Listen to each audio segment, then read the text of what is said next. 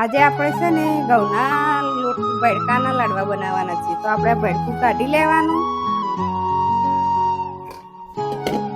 પછી તેને ચેક કરી લેવાનું કે કશું સર ને તે ચાણીથી ચાળી લેવાનું. એક વખત હોય તો અહીંયાથી કાઢી નાખવાનું.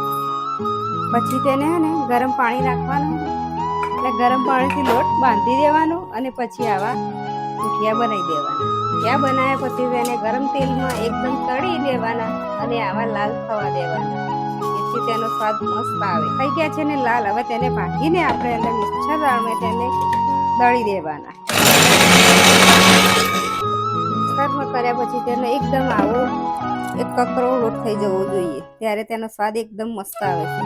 તો પછી આને છે ને આમાં ને કાઢી નાખવાનું અને ચાણીથી ચાળી લેવાનું, એટલે તેના અંદર કોઈ પણ ગાંઠ રહી ગયું હોય ને તો નીકળી જાય બહાર. મેં આખી ખાડ લીધી હતી તેને મિક્સર જારમાં મેં એને દળી દીધી અને આ રીતે ચાળણીની મદદથી ચાળી લીધી. એટલે આવા દેખો આ કાજુ બદામ નાના કાપી દીધા છે. તમારે જેવા સાઈઝના કાપવા ત્યાં કાપીને એની અંદર નાખી શકો છો. ગરમ કર્યું હતું ને એ આપણે ધીમે ધીમે આના અંદર ઉમેરી દેવાનું. હવે નાના નાના લાડવા બની ગયા. આપણા લાડવા ક્યાં મસ્ત ને નાના નાના તૈયાર થઈ ગયા છે.